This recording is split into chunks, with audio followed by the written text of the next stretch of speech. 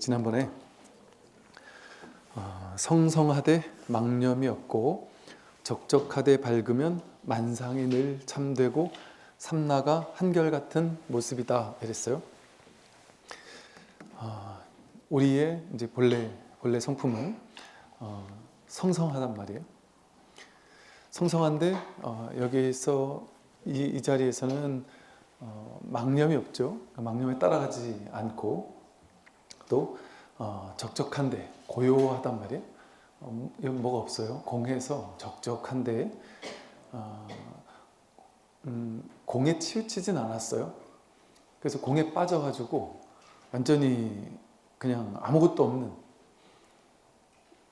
그래서 이 공부를 한 사람이 공을 체득했다고 해서 성성한 깨달음을 얻었다고 해서 또 생각이 없다고 해서 아무 생각도 안 하느냐? 그건 아니죠. 밝단 말이에요. 적적하되 고요하지만 밝다. 꼭 분별할 거 다 한단 말이에요. 생각할 거 다 할 줄 알고 살면서 다 하죠. 뭐든지 못할 게 없죠. 뭐든 다 할 수 있죠. 그러나 하는 모든 일들이 있다고 여기는 모든 일들이 다 이 하나의 일로 돌아오는 줄 알아서 모두 일인 줄 알아서 그 모든 것에 여여할 뿐이지 그냥 죽어있는 공이 되는 게 아니에요. 뭐 재미도 없고 그냥 늘 하루 종일 아무 일도 없이 그냥 아무것도 없는 골방에 앉아서 고요히 있으면서도 하루 종일 아무 일도 없고 그냥 그렇게 되는 게 아니란 말이죠. 이렇게 성성하지만 망념에 끄달려가지 않고 적적하지만 밝게 깨어 있어서 이렇게 된다면 이 자리를 확인한다면 만상이 늘 참되고 삼라가 한결같다. 삼라만상이 늘 참되고 한결같은 모습이다 이 말이죠. 삼라만상 모든 것들이 일체 모든 것들이 그 어떤 것도 예외 없이 일체 모든 것들이 다 참되단 말이에요. 다 진실하다. 그리고 다 한결같은 모습이다. 우리 눈에는 한결같은 모습이 아니잖아요. 다 다른 모습이잖아요. 이건 좋고 저건 싫고 마음에 드는 모습 있고 마음에 안 드는 모습 있고 얘한테도 어떤 모습은 마음에 들고 어떤 모습은 마음에 안 들잖아요. 한결같지 않잖아요. 어떨 땐 얘가 마음에 들고 어떨 땐 얘가 마음에 안 들어요. 저기가 이렇게 멘트 하나 이렇게 탁 날려놓고 야 내가 생각해도 너 말을 잘했다 이러면서 스스로 뿌듯해하기도 하고 또 뭔가 좀 실수를 하고 나서 스스로에게 막 실망하기도 하고 타인에 대해서도 이 세상 모든 것에 대해서 한결같은 모습이지 않죠. 전부 다 다른 모습으로 보잖아요. 다 차별된 모습으로 보잖아요. 그리고 이 참으로 본다면 일체가 만상이 늘 참되다는 건 뭐예요? 지금 삼라만상 모든 것이 다 참되다는 거거든요. 지금 이제 참되게 바꾸고 나면 그때 참되진다는 얘기가 아니고 청정한 국토로 바꾸고 나면 그때 가서 국토가 청정해진다는 게 아니고 지금 저 이란 테헤란 한가운데서 폭격이 가해지는 가운데 참되다는 얘기예요.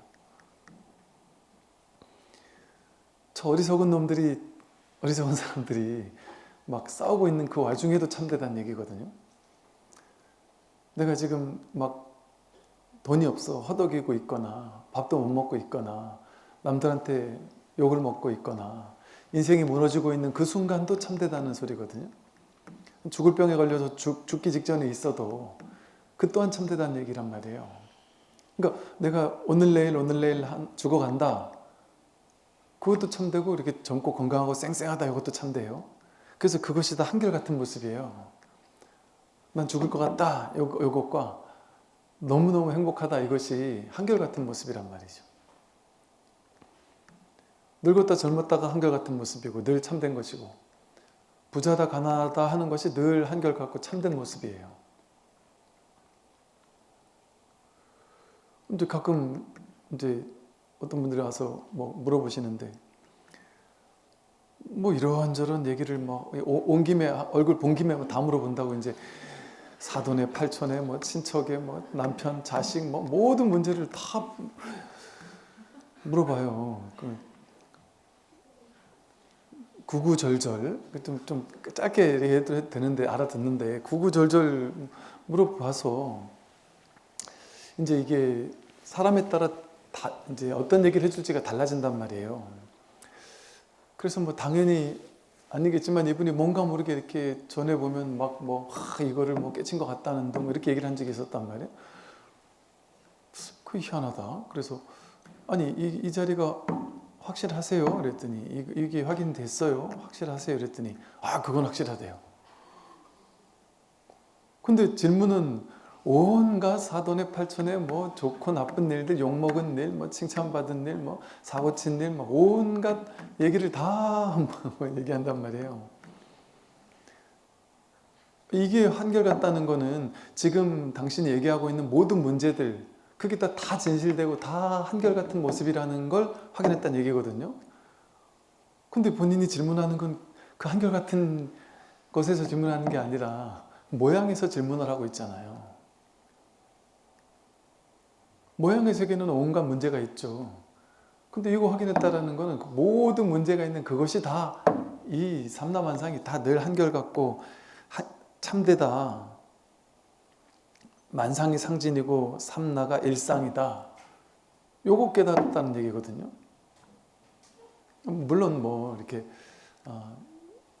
이거를 확인했다 하더라도 또 분별 따라 그때그때 끌려갈 수는 있죠. 근데 그거 자체를 제가 그거는 깨달은 게 아니다 이렇게 얘기하는 게 아니라 끌려갈 수 있으나 그거 가지고 아이고 오늘 낮에 내가 또 끌려갔었구나. 아이고 그 사람 막 욕먹느라고 갑자기 훅 해가지고 거기 끌려갔었구나 하고 다시 탁 돌아온단 말이에요. 돌아올 자리가 확보돼 놓으니까 바로바로 돌아오면 끝나는 거예요. 그냥 오늘 있었던 스트레스 받았던 일이 그걸로 끝난단 말이에요. 저녁 때 되면 없어요 그런 일이. 그런데 이번 주 일요일 날 스님한테 이렇게 가서 상담을 해야지 해서 막 적어서 해야지 이런 게 남아있지 않아요. 그거 계속 붙잡고 있는 거 아니에요 그거는.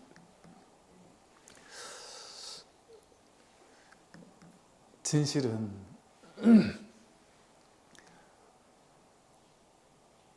어떤 일이 일어나도 상관이 없어요.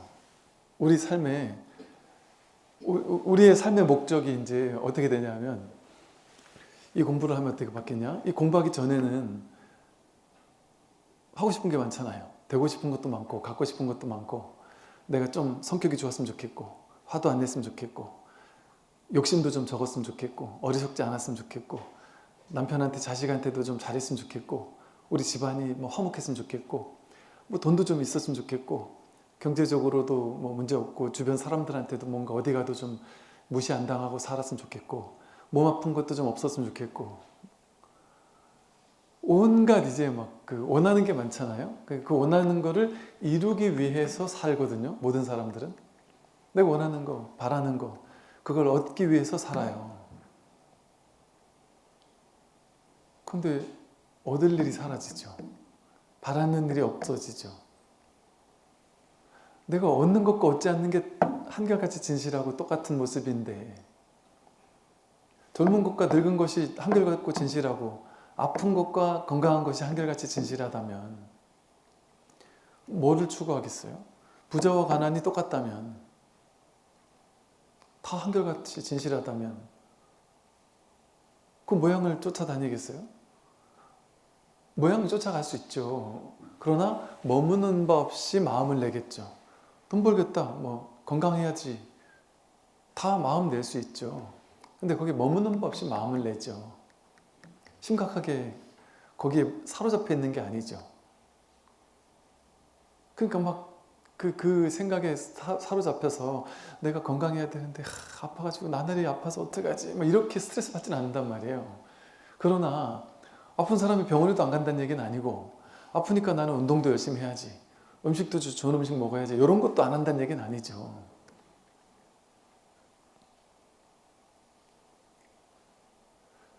그래서 지금 여기에서 내가 꼭 이제 공부가 이제 되지 않으면 어떤 생각을 하냐면 미래를 향해 자꾸 기다리고 추구해요.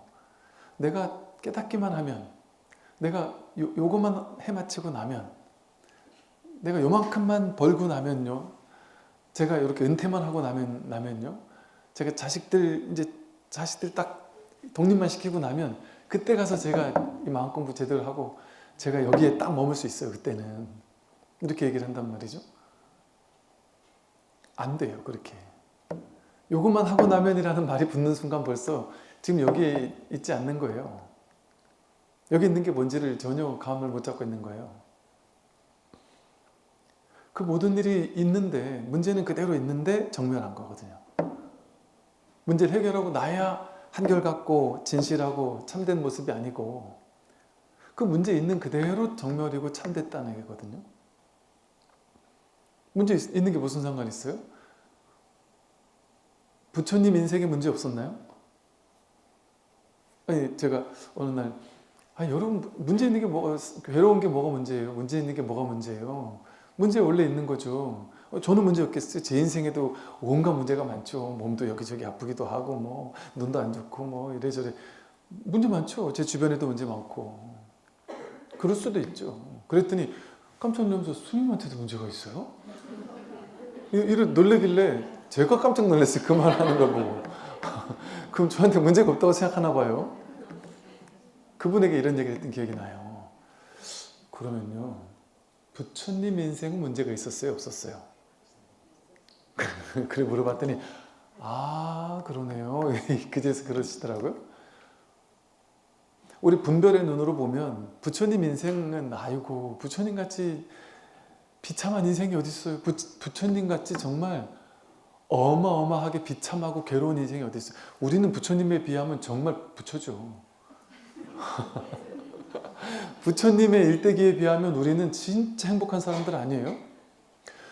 여러분 가족, 형제, 자매, 여러분 마을이 전부 다 전쟁이 나가지고 다 죽었어요. 그런 일이 없잖아요, 우리는. 부처님은 그런 일이 있었다니까요. 근데 분별의 눈으로 보면 부처님이 왕이 돼가지고 탁 장악을 했으면 그런 일이 없었을 텐데, 부처님이 제일 유능한 후계자였는데 떠나가는 바람에 나라가 멸망했단 말이에요. 분별의 눈으로 보면 얼마나 막 죄의식에 시달리겠어요. 얼마나 비참한 일들이 많았어요. 부처님을 낳자마자 엄마가 바로 죽었고, 그 엄마의 돌봄을 받지도 못했고, 나라가 막 멸망을 해버렸고, 자기 사촌동생 왕자를 데리고 출가했더니만 사촌동생이 나를 죽이려고 막 자객을 보내고 3번이나 막 죽이려고 시도를 했단 말이에요. 그 교단도 뺏어가가지고 스님들을 꼬셔가지고 막 딴 종파를 차리고 싶게 말이에요. 사례불가 못 걷는 이 2명의 가장 훌륭한 상수제자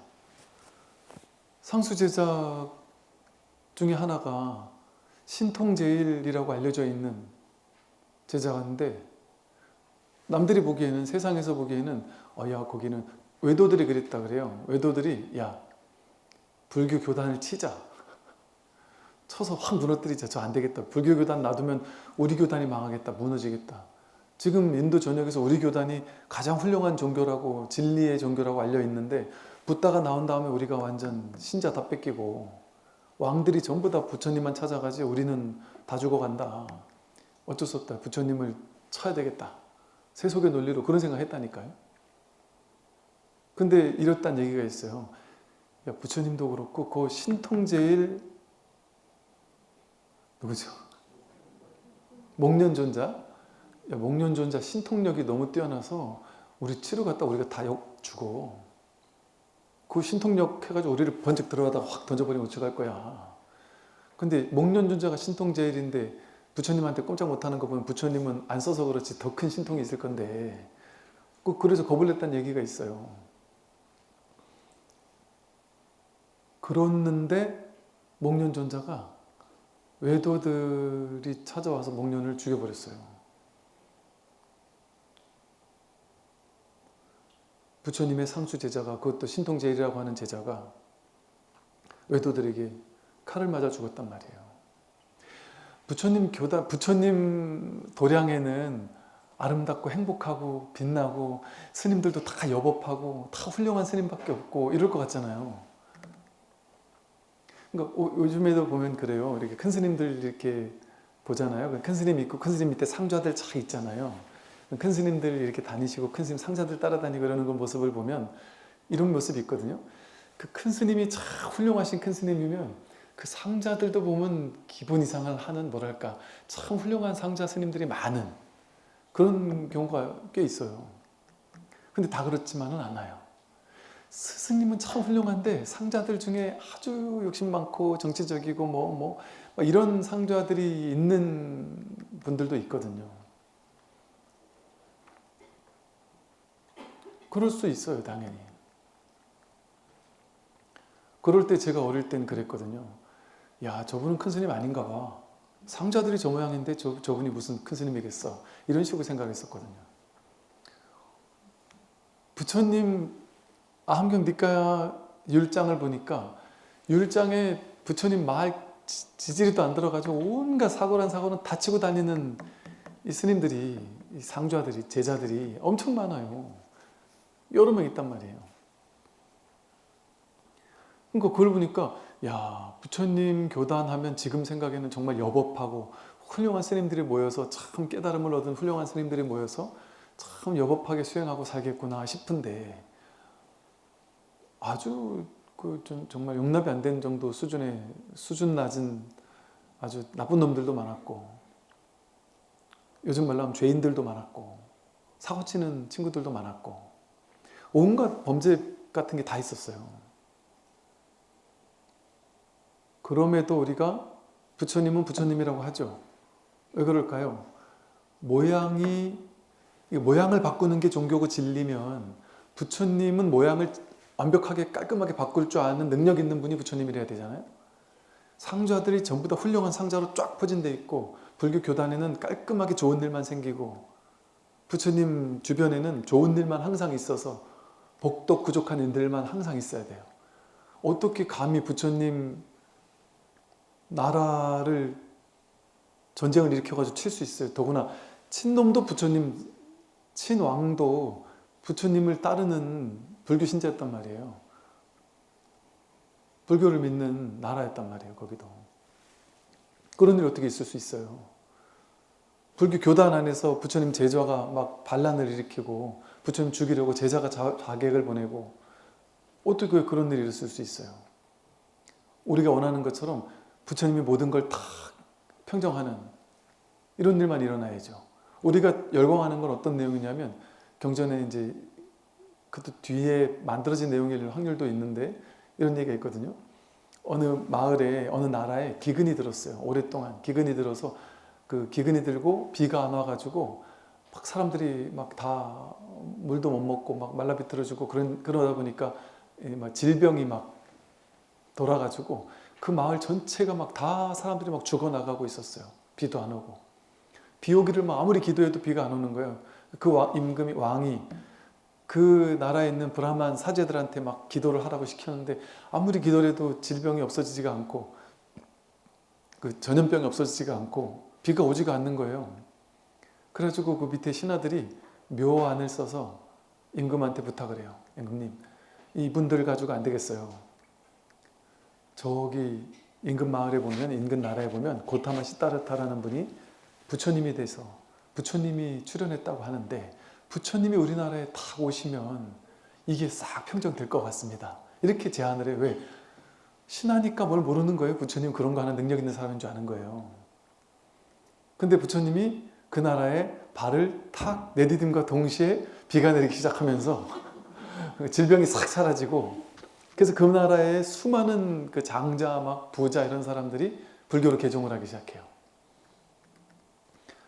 그러면서 그 외도 종교에 막 보시하던 보시가 다 끊기는 거예요. 그러니까 부처님이 그들을 불러가지고 대시주자를 불러가지고 불교 교단에만 시주하지 말고 너희들이 예전에 하던 그 종교에도 여전히 시주를 해라. 안 그러면 그 종교인들은 뭐 먹고 사냐. 뭐 그런 얘기를 했던 게 있거든요. 그러니까 그런 걸 보면 열광을 한단 말이죠. 우리는 이래야지 부처님 정도 되면 이 정도 돼야지. 이 정도 돼야 우리가 부처님 믿고 따르지.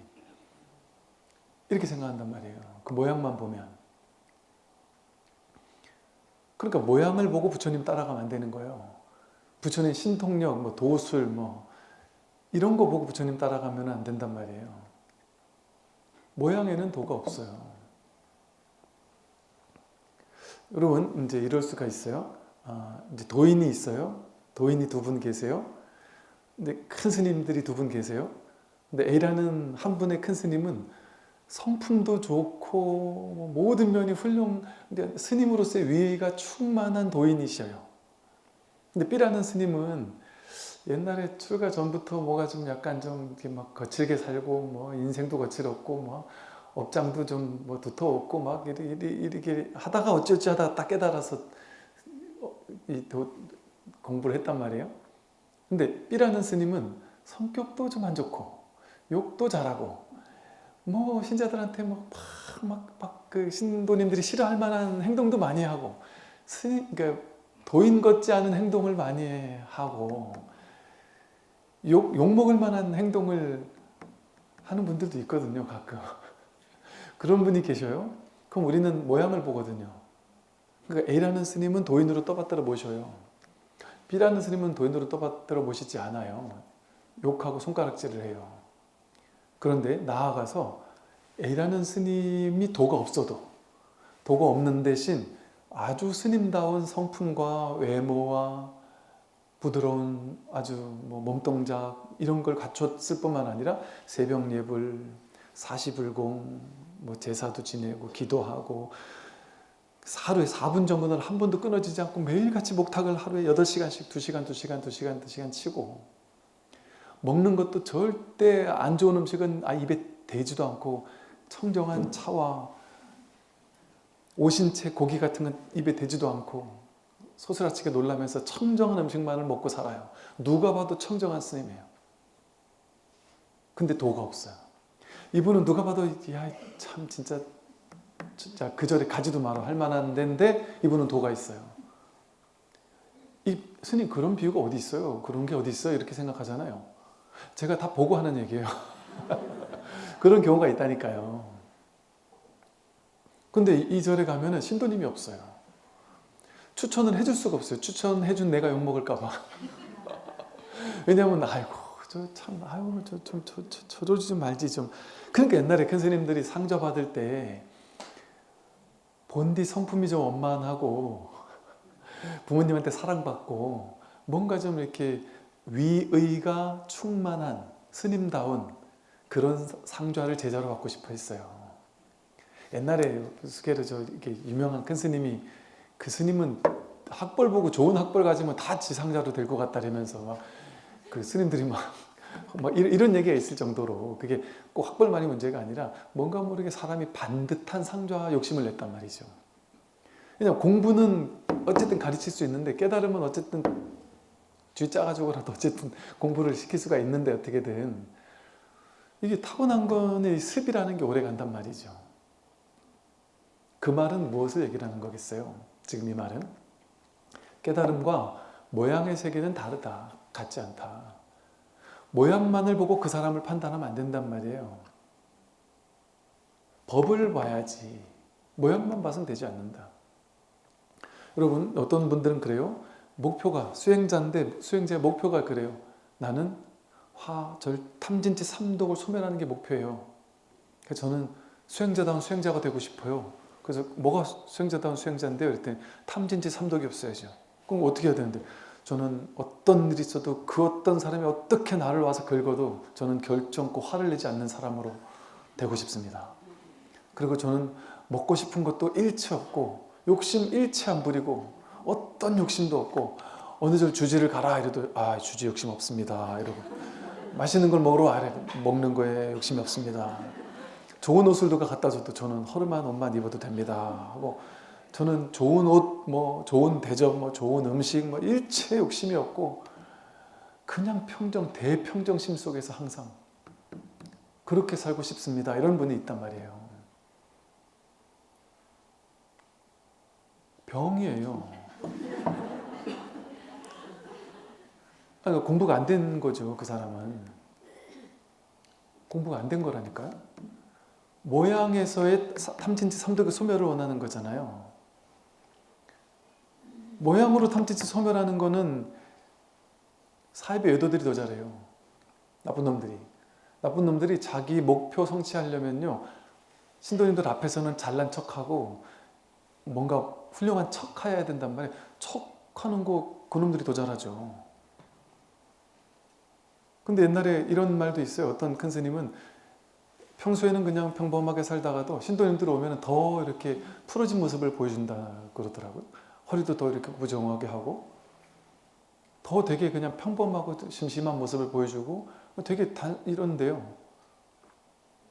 즉 신도님들 앞에서 되게 친근하고 되게 그냥 애들 앞에서는 그 어떤 막 그 권위 같은 게 없이 막 그냥 천진난만하고 그 권위 같은 거 싹 빼고서 그냥 한다더라고요.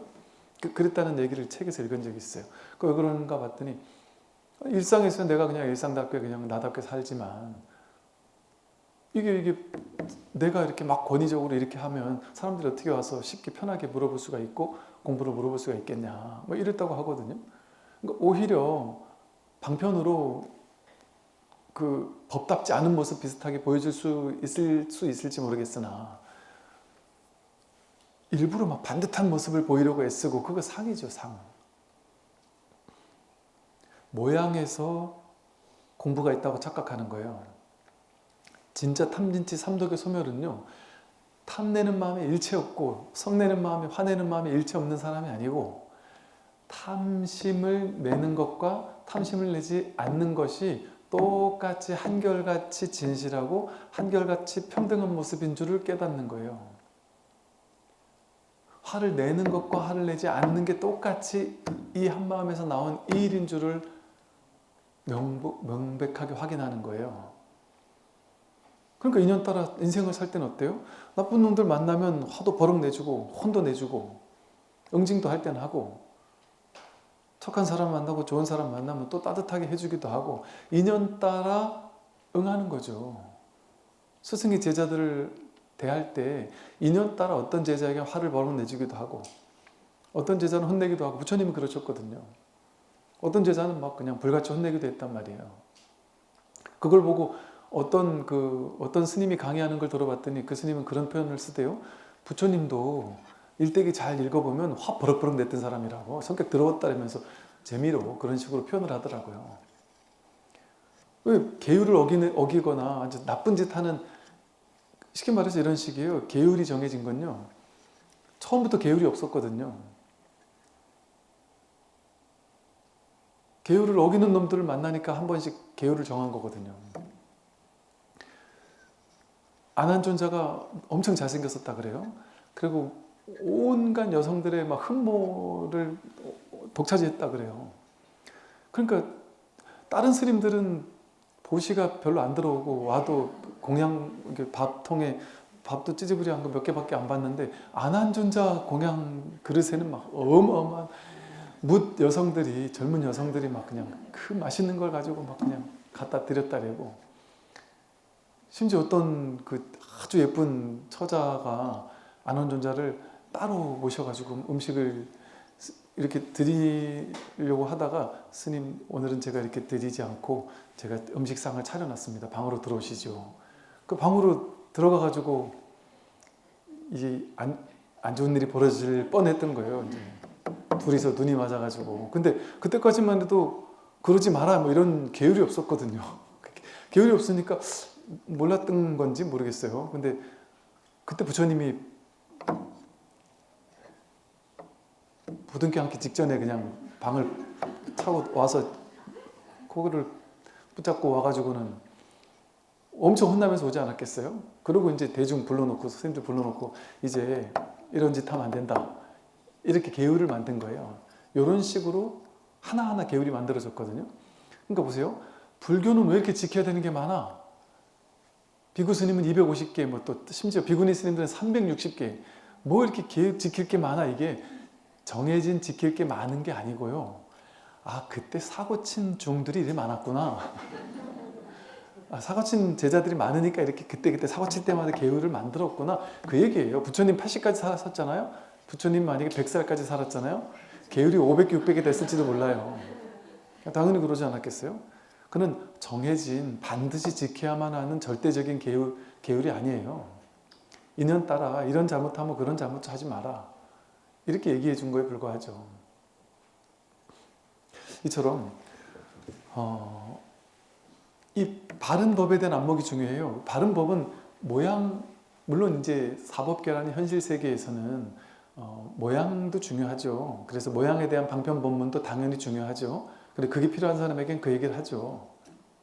그래서 부처님도 기복 같은 느낌으로 실론, 계론, 생촌론에서 일반 신도님들, 불교에 대한 안목이 아직 부족한 분들한테는 보시, 착하게 살고 선을 실천하고 보시를 많이 하면 보시에 대한 과보로 풍요로워지고 부자가 되고, 실론, 계론, 생촌론, 보시 많이 하면 부자 될 수 있어요. 이런 얘기 했다니까요.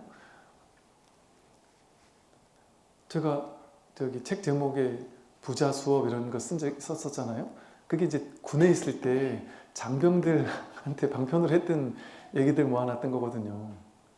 그게 실론이에요. 쉽게 말하면 어떻게 하면 부자가 될 수 있느냐, 너가 풍요로운 마음을 가지고 많이 베풀고 많이 나누고 하면 그 인광보다. 근데 내가 인색하고 없다 하고 막 뺏기나 하고 그러면 그 인광보로 점점 더 가난해진다. 이게 실론, 보시에 대한 본문이라는 게 아주 낮은 수준의 본문인 거예요. 일반인들에게 할 수 있는 본문인 거예요. 그러니까 그런 본문을 필요한 사람에게 그런 본문을 했단 말이죠. 계론이라는 건 계율, 착하게 살으란 얘기죠. 생촌론은 착하게 살면 좋은 데 태어나고 나쁜 짓 하면 나쁘게 태어난다. 인간보가. 그런 정도의 본문이란 말이죠. 그러니까 그런 본문이 필요한 사람에게 그런 본문을 하죠. 즉 그건 모양의 세계잖아요. 보시하고 말고 착한 일 하고 말고가 모양의 이야기잖아요. 그러니까 실론, 계론, 생촌론은 깨달음에 대한 이야기라기보다는 사법계, 현실 세계를 사는 사람이 이 마음 공부를 하기 위한 준비 과정 비슷한 거예요. 마음 공부를 하는 수행자가 되기 위해서는 첫째, 과도하게 나쁜 짓을 하면 안 되고 좀 착하게 살아야 되거든요. 왜냐면 나쁘게 많이 살고 나쁜 짓을 많이 하고 남의 거 훔치는 걸 많이 하고 이렇게 하면 마음이 찜찜하고 죄의식에 사로잡혀서, 찜찜한 거 죄의식에 사로잡혀 있으면 이 공부에 매진할 수가 없어요. 죄의식에 대한 인과응보에 대한 온갖 분별 때문에 온전히 공부에 매진할 수가 없어요. 그래서 그런 쉬운 법문은 공부하기 위한 준비 과정이에요. 준비 과정.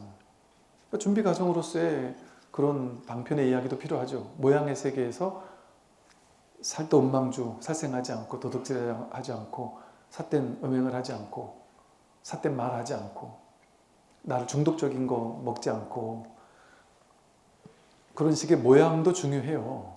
그러나 방편법에서는 그게 중요한데 이 근본법, 직지인심이라고 하는 이 근본법에서는 방편을 얘기하지 않는단 말이죠.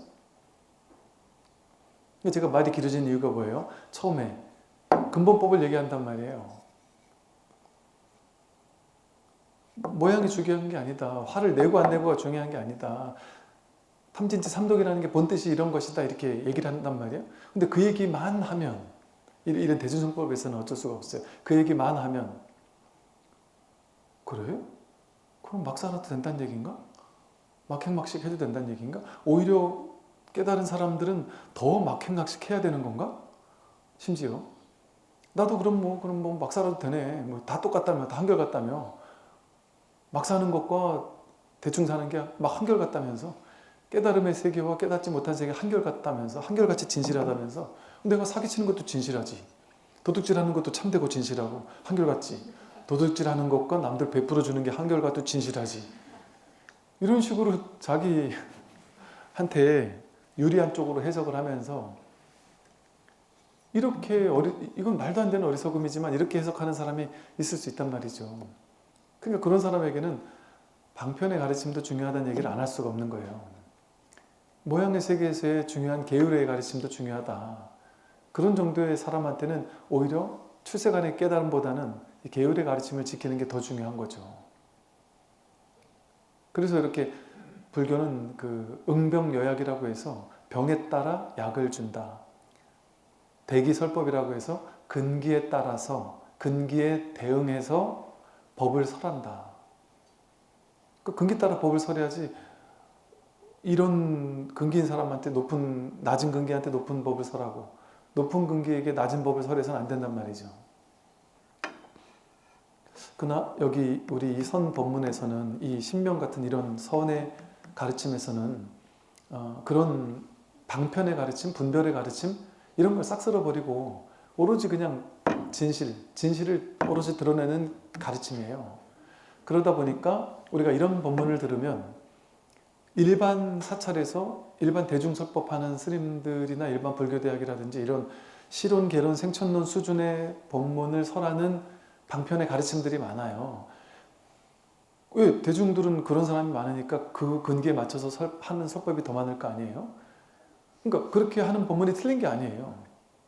그렇게 하는 법문은 자비 방편을 써서 사람들의 근기에 맞춰서 법을 설해주는 거거든요. 그러면 이런 법문을 들으면 이 법문이 맞고 그게 틀렸구나 이렇게 생각할 것도 아니고 또 이 법문을 들으면서 좀 이상하게 선은 왜 다른 절에서는 다 이렇게 하라고 저렇게 하라고 하고 선하게 살아야 되고 복을 지어야 되고 보시바람일 경절에도 나오는데 보시바람일 지켜야 되고 지게바람일 지켜야 되고 인욕바람일 딱 참아야 되고 선정바람일 선을 막 닦아야 되고 오래 앉아 있어야 되고 염불하고 독경하고 세상 모든 절에서 다 그거 하라랬는데 왜 이 이런 법문에서는 그게 다 틀렸다고 하지? 이렇게만 봐도 안 된단 말이에요. 왜 그러는지에 대한 낙처를 알아야 된단 말이죠. 그 낙처를 확인한다면 그래서요. 이 선을 공부하게 되면 이런 말들이 머리로 이해가 되고 안 되고 이런 문제를 떠나서 이런 말을 들으면 이제 막 가슴으로 소화가 되어서 이게 막 진짜 정말 그렇네. 와 정말 그렇네 하고 이렇게 가슴에서 뭔가 이렇게 와닿는 게 있어야 되는 거예요. 이게 보세요. 머리로 공부하는 수준에서는 어떻겠어요? 삼라만상이 늘 참되고 늘 한결같은 모습이다. 이해가 안 되는 거예요. 이해가 안 되니까 머리가 막 쥐가 나요. 어떻게 나쁜 놈하고 착한 놈이 똑같이 한결같고 진실하지? 어떻게 저 전쟁하는 놈들이나 평화를 지키는 사람이나 어떻게 똑같고 한결같다고 할 수 있지? 왜 일체 삼라만상이 모두 다 불성의 나툼이라고 할 수 있지? 왜 삶은 이대로 완전하다고 할 수 있지? 말이 안 되잖아요. 그러니까 머리가 이해가 안 돼요. 와닿지가 않아요. 그럼 이제 어떤 사람은 와닿지 않지만 뭔지 모르게 저 말에 대한 믿음은 가요.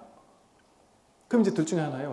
너무 와닿지 않아서 미친 소리 같다 싶은 사람은 이제 이 공부 못하는 사람이고 저 얘기가 도저히 이해가 안 되고 전혀 와닿지 않는다. 현실은 이렇게 나쁜 놈들이 많고 이런데 어떻게 이게 다 한결같다는 거야? 도저히 이해가 안 된다. 머리로 이해는 안 된다. 그런데 그래서 이걸 종교라고 하는 거예요. 뭔지 모르게 믿음이라는 게 간다. 저게 뭔가 맞는 얘기일 것 같다. 그리고 뭔지 모르게 자세히 자기를 보면요. 뭔지 모르게 머리는 저 말이 틀렸다고 하는데 머리는 도저히 이해가 안 되는데 가슴 어딘가에서 우리의 어떤 깊은 영혼 어딘가에서 맞아. 진리는 저래야 되는 거 아니야? 뭐 기도 잘하면 천당 보내줄게. 죽고 나면 우리 심판해가지고 하나님이나 부처님을 믿었으면 믿은 놈들만 샥샥 불러다가 천당 보내고 안 믿은 놈들은 아무리 착하게 살아도 지옥 보내고 그거는 너무 상식적으로 이해가 안 되잖아요. 그냥 우리가 흔연하지가 않잖아요. 그게 납득되지가 않잖아요. 전혀. 그런데 무엇을 믿었는지 뭘 했는지 그런 걸 떠나서 일체 삼라만상 모든 존재가 본래 자유롭다. 잘난 놈 못난 놈 상관없이 그 어떤 차별도 없이 본래 모두 다 완전하다. 모두 다 참된 성품을 가지고 있고 신성 속에 있다. 이런 말을 들으면 뭔가 어느 부분에서 믿음이 가는 거예요. 믿음이. 그리고 또 뭐랄까요? 이 종교적 심성이랄까? 종교적인 이런 게 있거나 아니면 그냥 좀 총명한 사람도 이런 생각을 해요. 이게 맞는데? 이렇다면 내가 아직 깨닫지 못했지만 정말 이게 진실이라면 뭔가 모르게 통쾌하잖아.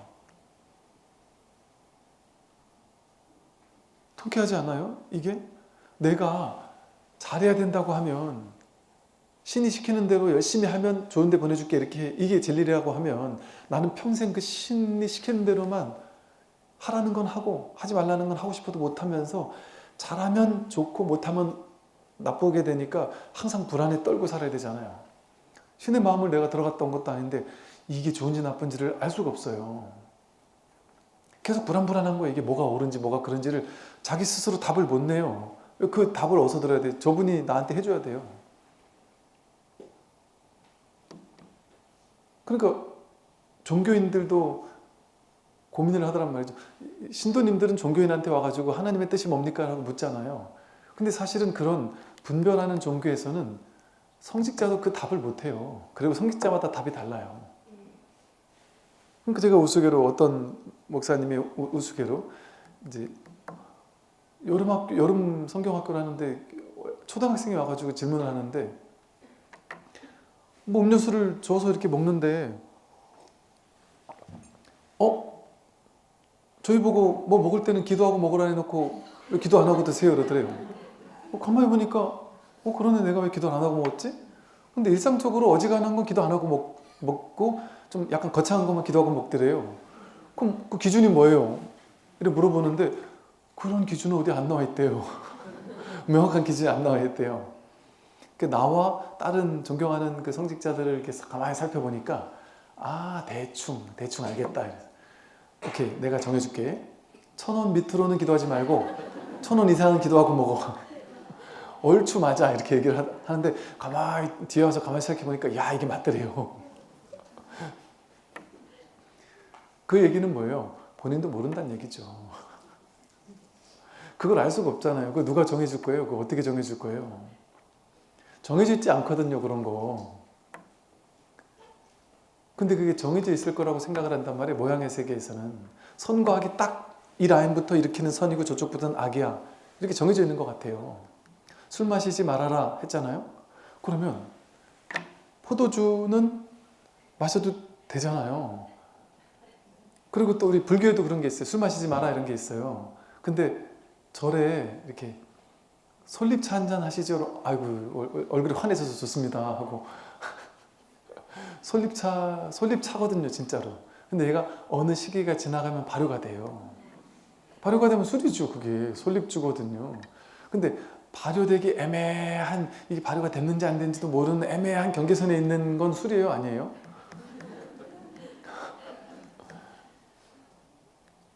그게 이렇게 라인이 경계가 딱 정해져 있겠어요? 선과 악이? 말이 안 되잖아요. 어디서부터는 술이고 어디서부터는 술이 아니라서 요때 먹으면 죄고 요때 먹으면 죄가 아니고 그래 정해져 있겠어요. 모양의 세계에서는 그 모든 걸 쫓아다녀야 되거든요.